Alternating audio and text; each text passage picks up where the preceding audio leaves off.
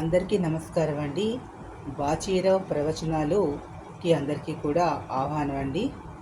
ఇక్కడ గురు బ్రహ్మ గురు విష్ణు గురుర్దేవో మహేశ్వర గురు సాక్షాత్ పరబ్రహ్మ తస్మై శ్రీ గురవే నమః. సదాశివ సమారంభాం శంకరాచార్య మధ్యమాం అస్మదాచార్య పర్యంతం వందే గురు పరంపరాం. అస్య శ్రీ సూర్యవరప్రసాదిత శుక్లయజుర్వేదః మూలమంత్రః మూలగురుః యాజ్ఞవల్క్య ఋషిః కౌండిన్యముని ఖానుముని నమో నమస్తే. శ్రీ కాత్యాయని మైత్రేయీ సమిత యాజ్ఞవల్ గురుభ్యో నమ. జై శ్రీమన్నారాయణ, జై శ్రీకృష్ణ. ఆది గురువైన శ్రీ గురు దక్షిణామూర్తి పాదపద్మాలకి, జగద్గురువులైన శంకర భగవత్పాదుల వారి పాదపద్మాలకి, శుక్లయజుర్వేదాన్ని మూల గురువులైనటువంటి కాత్యాయని మైత్రేయీ సమిత యాజ్ఞవల్కి ముని పాదపద్మాలకు నమస్కారాలు తెలియజేసుకుంటూ, ఈ దేహం ఇచ్చినటువంటి తండ్రికి, ఈ దేహంలో జీవాత్మను ప్రవేశపెట్టినటువంటి ఆ పరమాత్మ అయిన శ్రీమన్నారాయణుడికి కూడా నమస్కారాలు తెలియజేసుకుంటూ, ఈ యొక్క నారాయణకి ఇష్టమైన జ్ఞానసభకు కూడా నమస్కారం తెలియజేసుకుంటూ షోడశి సౌందర్య రసామృతాన్ని ప్రారంభిస్తూ ఉన్నాను. అందరూ కూడా వినండి, తప్పులుంటే మన్నించండి. కామెంట్ బాక్స్లో కామెంట్స్ తెలియజేయండి. మరిన్ని మెరుగ్గా నేను నా ప్రవచన కార్యక్రమాన్ని చెప్పడానికి ప్రయత్నం చేస్తాను.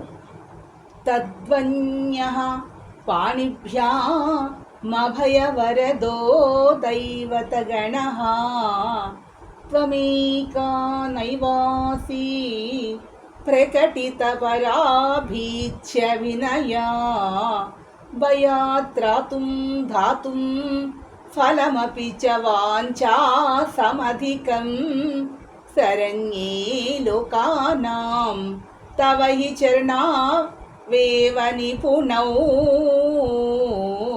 షోడశీం షోడశకళాస్వరూపిణీం సౌందర్యలహరీం. శంకర భగవత్పాదుల వారు అమ్మవారిని భవానీ అంటూ సంబోధిస్తున్నారు. భవానీ అంటే ఈ యొక్క భవబంధాలని తొలగించేటటువంటిది. అంటే ఇక్కడ జన్మతః వచ్చినటువంటి బంధాలని, తదనంతరము ఏర్పాటు చేసుకున్నటువంటి బంధాలని కూడా అమ్మవారి పాదాలు ఆశ్రయించడం వల్ల ఆ బంధాల నుండి విముక్తి కలిగిస్తుందని, మరో విధంగా చెప్పాలి అంటే ఈ సంసారం అనేటటువంటి మహాసముద్రంలో మునిగి తేలుతూ ఉన్నవాడిని ఇందు నుంచి బయటకి తీసుకువచ్చి ఒక జ్యోతిని వికసింపజేస్తూ ఉంటుంది అని. ఈ సంసార సముద్రాన్ని సులభంగా దాటించేటటువంటి శక్తి స్వరూపము అని భావన చేస్తారు. శాక్తేయంలో శక్తియే ఈ యొక్క లోకాన్ని సృష్టి చేసింది, ఆమెని ఆదిపరాశక్తి అంటారు అని చెప్తారు. ఇక్కడ లోకరక్షక అంటే ఇక్కడ శంకర భగవత్పాదుల వారి భావన ఏ విధంగా చేస్తూ ఉన్నారంటే, లోకాన్ని రక్షించేటటువంటి దానా, లోకాన్ని రక్షించేటటువంటి దానా అంటూ నీ కంటే కూడా ఎవరూ కూడా అంటే అష్టదిక్పాలకులకి వారికి ఆయా పదవులను నీవే ప్రసాదించేవు. కాబట్టి వారెవరూ కూడా నీకన్నా గొప్పవారు కాదమ్మా. కానీ ఆ ఇంద్రాది దేవతలున్నారే అష్టదిక్పాలకులు, వీరి దేవతాగణాలు అంటారే దేవలోకంలో ఉంటారు. వారు ఆ దేవలోకంలో కూడా నువ్వే వారిని అక్కడ కూర్చోబెట్టావు, పదవులు ఇచ్చావు. వారి యొక్క పూర్వపుణ్యం వల్ల, వారి యొక్క జీవాత్మ పూర్వపుణ్యం వల్ల అలా ఇచ్చావు కదా. అలా ఇచ్చినటువంటి వీరందరూ కూడా దేవతాగణాలు అంటున్నారు, వాయుదేవుడు అంటున్నారు, వర్ణదేవుడు అంటున్నారు, అగ్నిదేవుడు అంటున్నారు. వారికి ఎంతో గొప్ప గొప్పగా వారిని కీర్తిస్తున్నారు. ఈ లోకంలో వారికి హోమాలని అవి నిర్వర్తిస్తూ ఉన్నారు. వీరందరూ కూడా తమ హస్తాలలో అభయముద్రల్ని, వరాలిచ్చేటటువంటి ముద్రను ధరించారంటే ఆయుధాలని ఇలా అభయం ఇస్తున్నామంటూ, అంటే రక్షిస్తున్నామని చేతులతో చూపిస్తూ కొన్ని చేతుల్లో ఆయుధాలు కూడా పట్టుకొని తిరుగుతున్నారు వీరందరూ కూడా. కానీ వారందరినీ సృష్టించిన నువ్వు మాత్రము అరే చేతుల్లో ఎటువంటి ఆయుధాన్ని పెట్టుకోవమ్మా, ఎలాంటి అభయముద్రల్ని కూడా పట్టుకోవు, అసలు ఆయుధాలే పట్టుకోవు. అలా నా అభయముద్ర కూడా ఏది పెట్టవు, ఏమి పెట్టవు నువ్వు. ఎందుకు పెట్టవమ్మా నువ్వు అంటే, నువ్వు అంబా అంటూ కీర్తిస్తూ ఉన్నారు. అంబ జగదంబ, అంబా అంటూ అంబాష్టకము అని చేశారు శంకర భగవత్పదుల వారు.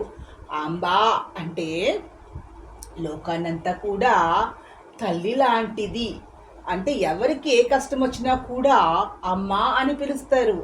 అమ్మ అన్న అంబ అన్న ఒకటి. అమ్మ అంటే వారు వారి తల్లిని పిలుస్తున్నారు అని భావిస్తారు లోకంలో అజ్ఞానంగా ఉన్నటువంటి జీవాత్మలు. కానీ అమ్మ అంటూ పిలుస్తున్నారు అంటే వారి జన్మనిచ్చిన తల్లి కాదు, ఆ పరాశక్తిని పిలుస్తున్నారని భావన కలిగి ఉన్నటువంటి జీవాత్మలు చాలా తక్కువగా ఉంటాయి.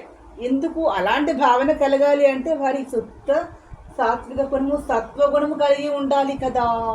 అందరూ అలా ఉండలేరు అంటూ శంకర భగవత్పాదుల వారు అంబ అంటూ సంబోధన చేస్తున్నారు ఆ పరాశక్తిని. అమ్మా అంటే నీ పాదాలు చాలు భక్తులకి భయం నుంచి రక్షించడానికి. అంటే భయపడుతూనే కదా పాదాలను ఆశ్రయిస్తారు. నీ పాదాలని ఆశ్రయించినటువంటి భక్తులకి భయం అనేది తొలగిపోతుంది. అదేవిధంగా నువ్వు వారు చిన్న కోరిక కోరితే వారు కోరిన కోరిక కన్నా కూడా అత్యధికమైనటువంటి ఫలితాలను ఇచ్చేలాగా నీవు సామర్థ్యాన్ని కలిగి ఉన్నటువంటి దానవి అంటున్నారు. అంటే ఎవరైనా సరే ఒక పని అడిగితే ఆ పని మాత్రమే చేస్తారు. కానీ ఈ మన షోడశీదేవి ఉందే, షోడశీదేవి పాదాలను పట్టుకుంటే చాలు భయం తొలగిపోతుందిట.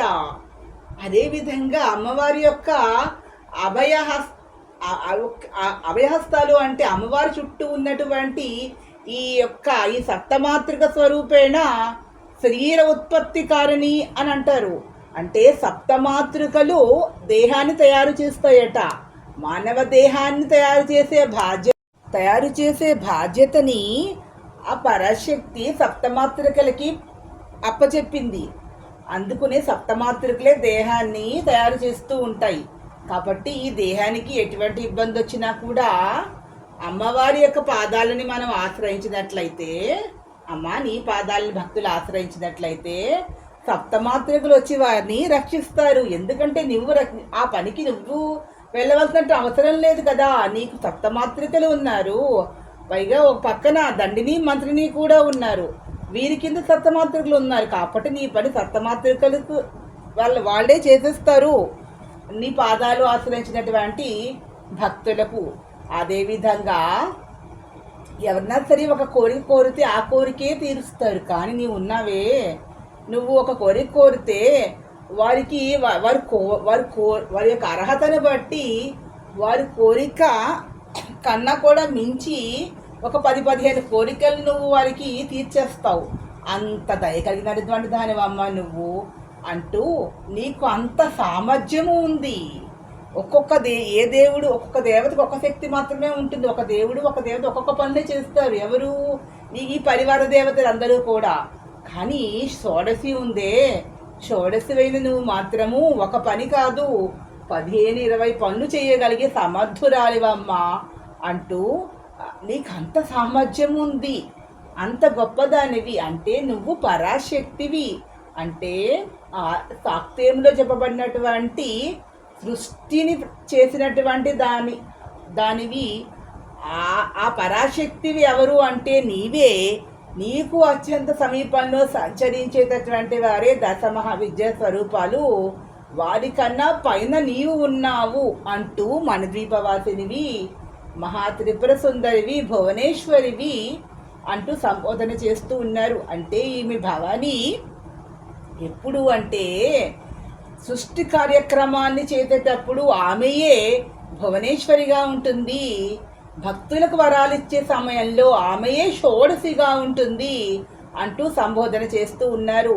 అక్కడ సోనాంగిగా ఉంటుంది భువనేశ్వరి, సౌందర్యహరి షోడశిగా ఉంటుంది. షోడశి అయినా సోనాంగి అయినా కూడా రెండు కూడా ఆది పరాశక్తి యొక్క స్వరూపాలే. అంటే మణిద్వీపంలో ఉన్నటువంటి ఆది పరాశక్తి స్వరూపంతో ఉన్న ఈ భువనేశ్వరికి ఒక పక్కన దండిని, ఒక పక్కన మంత్రిని ఉంటారు. అంటే ఆమెకి మంత్రిని ఎవరు అంటే రాజశ్యామలాదేవి. ఆమె దశమహావిద్య స్వరూపము. అశ్వారూఢాం రాజశ్యామలాం అంటారు. అశ్వ వాహనాన్ని ధరించి అశ్వము రూపంలో ఉన్నటువంటి భవనంలో నివసిస్తూ ఉన్నటువంటిది రాజశ్యామల. ఓ పక్కన దండిని రూపంతో ఉంటుంది. ఆమెయే సౌమ్య స్వరూపంగా పూజలు అందుకుంటున్నటువంటిది గజలక్ష్మి స్వరూపంగా కమలాక్షి, కమలాదేవి. ఇది శంకర భగవత్పాదుల వారి భావన చేస్తున్నారు. శుద్ధ సాత్విక గుణాలతో ఉన్నటువంటిది అమ్మ పరాశక్తి అంటూ. తమో గుణము కలిగినటువంటి వారు ఆ యొక్క ఆమె రజోగుణము కలిగినటువంటి దేవత స్వరూపంగా చెప్తారు. రాజశ్యామల శుద్ధ సాత్విక తత్వంతో ఉంటే సత్వగుణము కలిగినటువంటి తత్వంతో ఉంటుంది రాజశ్యామల. ఈ మహాలక్ష్మి స్వరూపంతో గజలక్ష్మిగా ఉన్నటువంటి కమలాక్షి, కమలాదేవి రజోగుణం అయితే తమోగుణ దేవత. వేరొక దేవత ఉంది తమోగుణ దేవత, ఆమె తమోగుణ దేవత. కాబట్టి శంకర భగవత్పాదుల వారు రజోగుణ శుద్ధ సత్వగుణం కలిగినటువంటి దేవతలిద్దరూ కూడా శుద్ధ సాత్విక తత్వంతో ఉన్నటువంటి ఆ పరాశక్తికి ఇద్దరు కూడా కింద ఉన్నారు. అంటే వీరిద్దరికన్నా కూడా ఉన్నతమైన తత్వము శుద్ధ సాత్వికత. అదియే భువనేశ్వరి. ఆమెయే శక్తి స్వరూపము. ఆమె ఆది పరాశక్తి అంటూ భవాని అని సంబోధన చేస్తూ ఉన్నారు. ఇది శంకర భగవత్పాదుల వారి యొక్క భావన. సో ఈ వీడియో మీకు నచ్చినట్లయితే ప్లీజ్ సబ్స్క్రైబ్ మై ఛానల్. మరిన్ని కొత్త వీడియోతో మీ ముందుకు వస్తాను. Thank you to all.